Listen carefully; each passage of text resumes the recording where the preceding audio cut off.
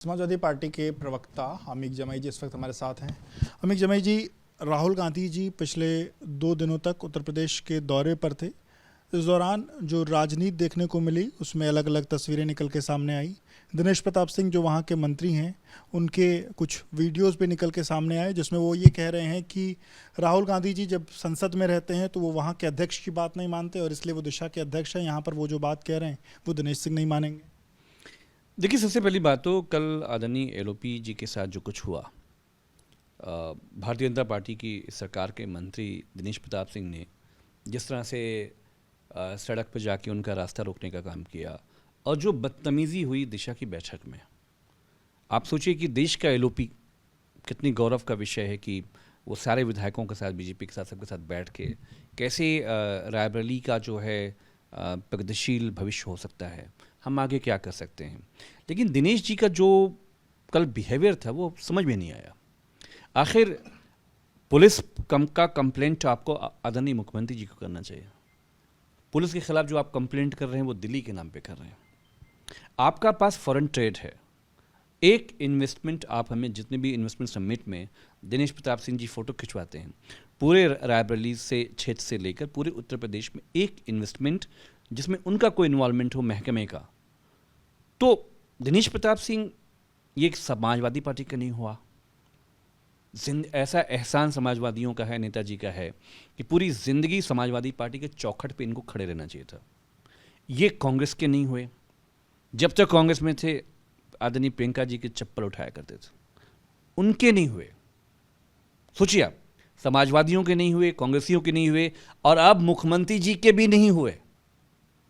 दिल्ली चिट्ठी भेजी जा रही है। तो ये सब बातें लोगों को समझ में आ रही है। और मनोज पांडे जी बाहर आकर जो कुछ भाषण दे रहे थे, साफ साफ है कि जो विस्तार का जो अभी मंत्री बनने का जो सपना था, जो वादे दिल्ली से हुए थे, पूरे होने की कुछ उम्मीदें दिख नहीं रही हैं। इसलिए ये सब जो गुस्सा कल दिख रहा है, ये सबको रायबरेली को समझ में आ रहा है कि जी ने जो कहा कि मंत्री बनने के लिए उन्होंने छोड़ दिया है, तो अब क्या लगता है उसी दौड़ के बीच में ये सब कुछ? बेशक हम तो इंतज़ार कर रहे हैं दिल्ली वालों के शह पर जो माननीय अखिलेश यादव जी को जो धोखा दिया। भाई आप हमारे लीडर ऑफ अपोजिशन के साथ जो है आप नंबर 2 की हैसियत पे थे वहाँ पे। आज आपको मंत्री बनने के लिए क्या क्या करना पड़ रहा है। आप ब्राह्मण समाज के लिए आवाज़ भी नहीं उठा पा रहे हैं। हम तो कह रहे हैं मनोज पांडे जी से, ज़रा गाजीपुर हो आइए, उपाध्याय की जो हत्या हुई है।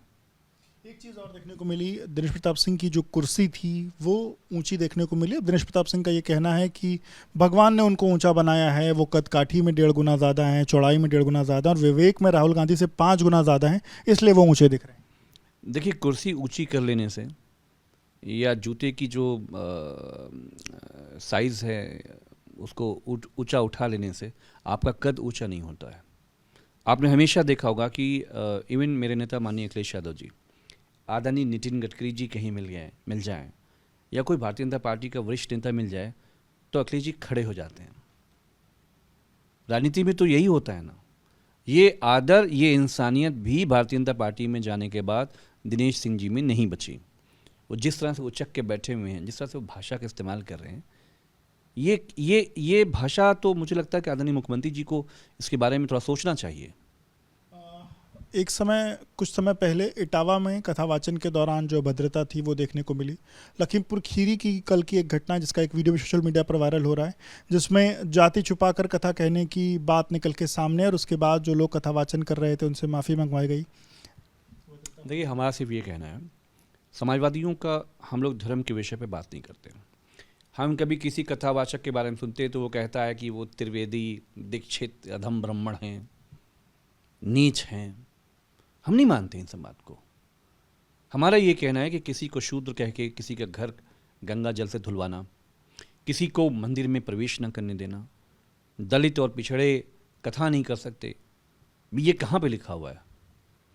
तो ये जो बातें हो रही हैं ये इसलिए हो रही हैं क्योंकि सूबा जो है लॉ एंड ऑर्डर से लेकर इन्वेस्टमेंट्स के मामले में और जो डेवलपमेंट स्कीम्स हैं और पुलिस के द्वारा जो दमन है, आम जनता पे जो दमन है, भ्रष्टाचार, घूस, लूट, इसको डाइवर्ट करने के लिए इन सब मुद्दों को, कथावाचक के मुद्दों को बहुत बढ़ चढ़ के बताया जा रहा है। और हम ये समझते हैं कि जो दीक्षित हैं और त्रिवेदी हैं, ये कोई अधम ब्राह्मण नहीं है, ये भी अच्छे इंसान है। ओम प्रकाश राजभर को लेकर के भी एक अलग राजनीति हो रही है। बिहार में वो अपनी पार्टी का परचम बुलंद करने के लिए लगातार वहाँ पर तमाम लोगों से मिलजुल रहे हैं। उनकी पार्टी की पटना में एक बड़ी रैली भी हो रही है, जिसको लेकर के आरजेडी का कहना है कि एनडीए के बीच जो है सब कुछ ठीक नहीं चल रहा है, राजभर का एनडीए में सब कुछ ठीक नहीं चल रहा है और इसलिए वो बिहार में अपना वर्चस्व बढ़ा रहे हैं, वहाँ पर पीला गमछा लहरा रहे हैं। देखिए, सीधी सी बात है कि उत्तर प्रदेश में ओम प्रकाश राजभर जी का जो भविष्य है वो अधर्म है। माननीय सांसद अफजल अंसारी जी की बेटी जहूराबाद से उनका बड़ा असर वहाँ पे बढ़ रहा है और जब से ये नाम आया है तो वो आजकल जो है मुख्तार अंसारी साहब के नाम पे चालीसा पढ़ रहे हैं। जिस दिन से नाम आया अचानक क्या हो गया। और अब पूरे बिहार में जो इंडिया ब्लॉक का जो गणित है, वो ये समझते हैं कि इंडिया ब्लॉक को वहाँ प्रेशराइज करके वो यहाँ पे इंडिया ब्लॉक को दबा लेंगे। तो ये उनकी गलत फहमी है। आपका पुलिस नहीं सुनता है, राजभर समाज प्रत्येक थानों में पीटा जा रहा है, चाहे वो हों, उनके बेटे हों, कौन उनकी बात को सुनता है। तो जो सम्मान और जो अधिकार पाने के लिए आप एनडीए में गए थे, आज आपके पास कुछ भी नहीं है, सिवाय ये कि राजभर जी आजमगढ़ से लेकर गाजीपुर तक राजभर मुस्लिम दंगों को प्लांट करने में अपना पूरा समय लगा रहे हैं। राजभर जी, आप क्या से क्या हो गए? आपको कहाँ से सम्मान दिया था, आप कहाँ चले गए? राजनीति में बाबाओं की एंट्री भी लगातार देखने को मिल रही है। स्वामी अभिमुक्तेश्वरानंद सरस्वती हैं, वो बिहार में अब राजनीतिक एंट्री के तौर पर कर रहे हैं। गौ माता संकल्प यात्रा वो आज से लेकर के 45 दिनों तक निकाल रहे हैं और उनका कहना है कि वो उन लोगों को अपना समर्थन देंगे, उन कैंडिडेट्स को अपना समर्थन देंगे जो गाय माता की रक्षा के लिए काम करेगा।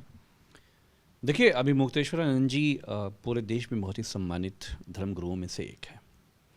उन्होंने जो कुछ भी महाकुंभ में अगर उनकी हिदायतों को माना गया होता तो इतनी शायद हत्याएं हमारे देश के हिंदुओं की नहीं होती, भारतीय जनता पार्टी की गलती से।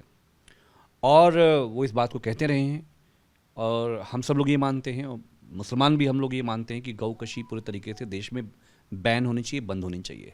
लेकिन नरेंद्र मोदी की हुकूमत में सबसे ज़्यादा जो गाय का एक्सपोर्ट है, जो बीफ का मीट का जो एक्सपोर्ट है, वो नरेंद्र मोदी के राज में है।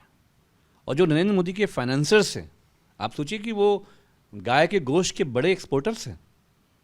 तो स्वामी अभिमुक्तेश्वर जी जो आंदोलन चला रहे हैं, उस आंदोलन को हम सब लोगों का और उत्तर प्रदेश और बिहार के मुसलमानों का भी समर्थन मिलेगा। बहुत बहुत शुक्रिया बात करने के लिए। तो आप अमीक जमी साहब को सुन रहे थे, जिन्होंने एबीपी न्यूज़ से बातचीत की। कैमरा प्रेम सिंह के साथ विवेक, एबीपी न्यूज़ लखनऊ।